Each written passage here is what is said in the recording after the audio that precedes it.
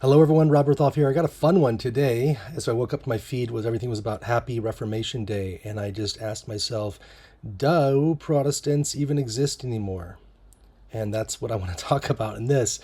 I think that when we talk about what is Reformation Day, it's a Protestant holiday, remembering when Martin Luther, right, of 1517, then a Catholic priest, posting these 95 arguments, against the Catholic Church. This resulted in the start of the Reformation. But us celebrating Reformation Day is kind of like celebrating a failed coup attempt. And let me explain why. Martin Luther, right, who posted these grievances, right, known today as the 95 Theses, centered mostly on the corruption of the Catholic Church. And we see how this Reformation, started to form from this because there was so much overreach by the Catholic Church. By this time, the Catholic Church was getting rich, charging people to forgive their sins. And while this certainly is against the teachings of God, because God alone forgives sins, right? They were having a good time and they were making a good amount of money. But the thing was that this wasn't the only perversion of Christianity the Catholic Church was doing at the time. They were also on a mission to confuse God's true form of religion and changing just enough details about Christianity to go contrary to the Bible teachings. Things like baptism of children or baptism where you don't go fully underneath the water, stuff like that. And they've perverted Christianity further, where priests were forced into celibacy. And this somehow led to a systematic child molestation, which went on for years unchecked and is still going on today in the Catholic Church. But the most egregious, believe it or not, was actually changing the day of worship, changing the fourth commandment from the seventh day, which is the day of the Sabbath, to the day of the sun God. And you're not going to find any biblical justification on this. I'd be happy to have this conversation with you. I have a whole course just on this. But what I want to get to is something like this. Ultimately, if we go back, Jesus came to earth and he had this amazing insight in his plan and the true form of worship. Imagine it like an incredible ice cream cone, right? The flavor so pure, it captured the hearts of these early Christians and they were savoring it, sharing it with everyone they met, right? And soon this delicious, life-giving cone was being enjoyed all over the place. People couldn't get enough of it. And it's simple and it was free. And it's exactly what they've been longing for, right? And this ice cream cone went everywhere and people are just loving it, right? Who's not loving it? Well, Lucifer and the pagan powers of the time, especially Emperor Diocletian, who couldn't stand that people were flocking to this new flavor that doesn't bow to his idols. So he tries to crush it. He tries to ban the ice cream, right? Arrest the cone holders, even wipe out the entire groups of cone eaters. But it's like trying to hold back a flood. The more he tries to snap it out, the more cones pop up, stronger and more plentiful than before. And then Constantine rolls in, right? He'd been part of this massacre for ages. And he's like, well, I can see that, trying to crush this movement and it's not going to work. So we need a different approach. And so instead of banning the cone, he actually just legalizes it. But he doesn't leave it untouched. He dips it in this thick coating of paganism with all the little pagan lore, right? Renamed with Christian terms. Then he hands it back to people saying, look, it's still ice cream, but we just made a few adjustments, right? We're now Christians, but let's worship on Sunday instead of the Sabbath. And the ice cream looked almost the same, but the taste is just definitely different. It altered traditions that Jesus never put in the recipe. And then along comes the Pope. Seeing an opportunity, he takes over the operation. He's like, hey, let's add a little twist to the recipe. He says, let's stir in some fear of some ever-burning hell, right? Some need for indulgences, right? This idea of payments to secure a place in heaven. And now the ice cream isn't about testifying the goodness of God's love.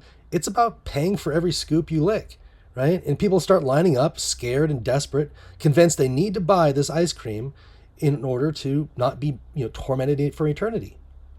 And for centuries, this actually worked, right? This fear-filled cone, was the only flavor available. So people ate it up until one day, this monk named Martin Luther, who's reading the Bible for himself, and he realizes that this isn't the original recipe, right? He's like reading the Bible. He's like, wait, there's a better recipe, right? Nothing like this version that this, Catholicism is selling. And he's like, okay, wait, what's this indulgence free, where does Jesus doesn't talk about that. So he stands up, right? Cone in hand and declares, I protest. Right? This isn't the cone I want to be a part of. Like, this is a counterfeit. And from that point forward, he created a divide, right? And this was the Protestant Reformation. He's like, I protest. He says, like, you keep these greedy indulgences. I want no part in this religion. And all of a sudden now we have this wave of Protestantism rising up against this Catholic oppression. And everyone's like, the ice cream cone tastes good to me. Let's just be a Lutheran. So they're eating this dirty ice cream cone, but they're happy with it, right? Because it's not Catholic ice cream cone anymore, although it's still pagan. And then John Calvin tastes it and he's like, hey, this is good, but something's still missing. Like, we need to focus more on, absolute control of who gets a cone and who doesn't. And so he removes any hints of like free choice from the recipe, right? Flavoring the notion that God's ultimate power and decision of who receives grace. Then a bunch of people are like, okay, we're Calvinist. And then, the Anabaptists, they step out, right? And they're like, well, we're all about this, political power structures surrounding the cone.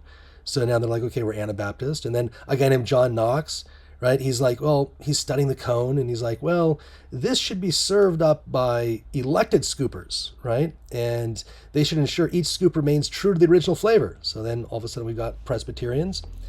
And then, the Catholic King, King Henry, right? The eighth, he's like, hey, Pope, I want a divorce so he can hook up with Anne Boleyn. And the Pope's like, no. And he's like, okay, fine. I'm my own religion now, right? I don't care what's in the cone. As long as I can get that six-fingered beauty, we're all called Anglicans now. And so all of a sudden a new church is formed, right? We keep moving, right? John Smith is like, let's focus on the cone itself. None of this child baptism, right? And so they get rid of child baptisms, and all of a sudden they're the Baptists, right?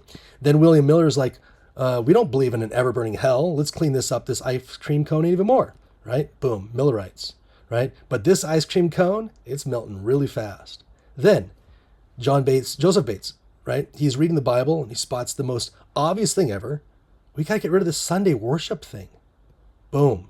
James and Ellen White were like, we just have to get back to what the Bible preaches from the beginning. Let go of all pagan tradition, right? And the Whites make the ice cream cone white again, right? Which formed the Adventists who desired to get to the pure source of religion. And over time, less are found earnestly praying and more start, unfortunately, to fall asleep, opening up doors for deceptions to creep in. And we even had Jesuit influences come into the church, create a book called Questions on Doctrines. And from this, all of a sudden, even more Adventists are either confused, leaving the church, or just completely back to sleeping. And now we've got this semi-dirty ice cream cone again, right? From this Balaam type approach of letting just anybody in. So the question is, are we even protesting anymore? Ecumenicism, which is defined as Christians working together, sounds really great. So let's just disregard the entire Protestant Reformation and go back under papal rule again. And the complete irony of this thing, just by the way, I mean, you can't make this up. Like, Catholics and Lutherans are coming together for this, the Pope is now residing over the anniversary of the Reformation, right? So Protestants are spiritually cucked by the Vatican, swapping, conviction for compromise. And the Bible told it would happen, right? This deadly wound would be healed and the whole world would wonder after the beast. Everybody's kissing his ring, right? Because he's back in control. Babylon has been a golden cup that makes the entire earth drunken. All nations have tasted her wine of false doctrine. We see this, right? We see this golden cup, and it literally is a golden cup. Like, how the irony of this is just beyond. And so here we are, lulled back into a sense of security, a sense of let's send our little messages to each other of Happy Reform Day, guys. Happy Reform Day. As we see Adventist representatives in the same line as Satan's representatives. And what are we to do? Wake up!